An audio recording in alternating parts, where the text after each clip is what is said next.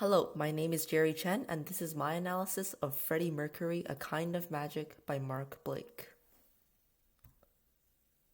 This is the story of Freddie Mercury, the extremely talented singer that we all know so well. He was the author of hits and anthems like Bohemian Rhapsody and We Are the Champions. He pulled gigantic crowds of tens of thousands of people, and many millions more had their eyes glued to their TV. But the charismatic singer started his journey rather shyly. He was born on the African island of Zanzibar, where he was often singled out and was self-conscious about his front teeth. Soon his life would be uprooted as his family moved to Britain to escape civil unrest. It was here that he transformed from a shy schoolboy to a charming powerhouse of energy. In just a couple of years, the whole world would come to know and love Freddie Mercury. His legacy still continues today, and his voice still echoes in the hearts of millions. But back to the beginning.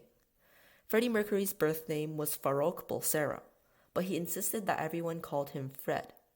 So here we have Fred Bulsara, a shy, self-conscious person in a boarding school on the African island of Zanzibar. He would later admit to feelings of rejection in the school.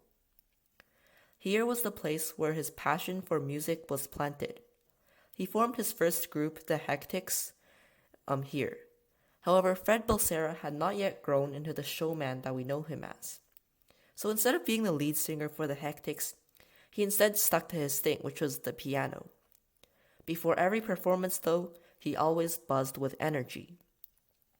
He also just wanted to belong, and with his passion and talent for music, he learned how to fit in.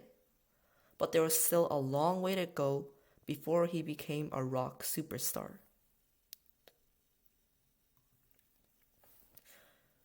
One of the biggest themes in this book is change. Fred Bulsara, as he was then known, went through massive changes to become the singer we know today. After civil unrest in his home island in Zanzibar, his family moved to Britain.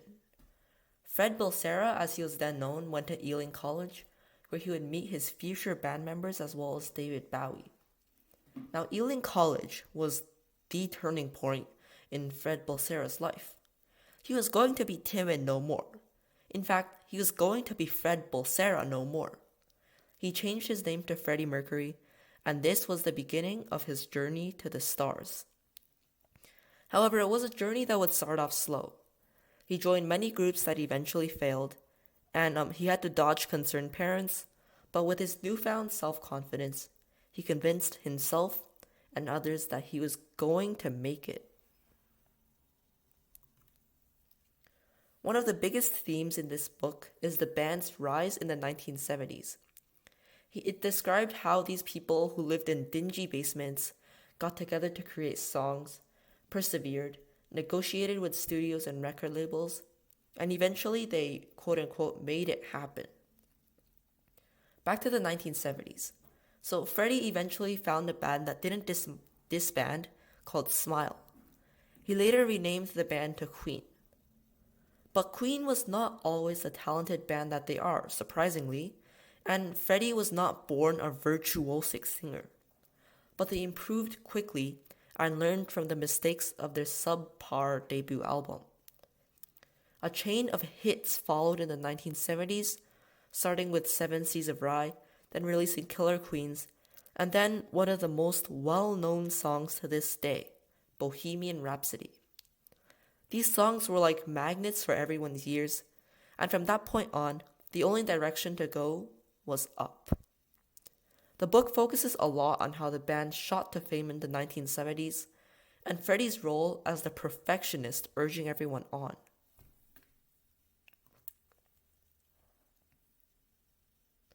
The 1970s were when Freddie and Queen had shot to fame, and the 1980s were Freddie's peak.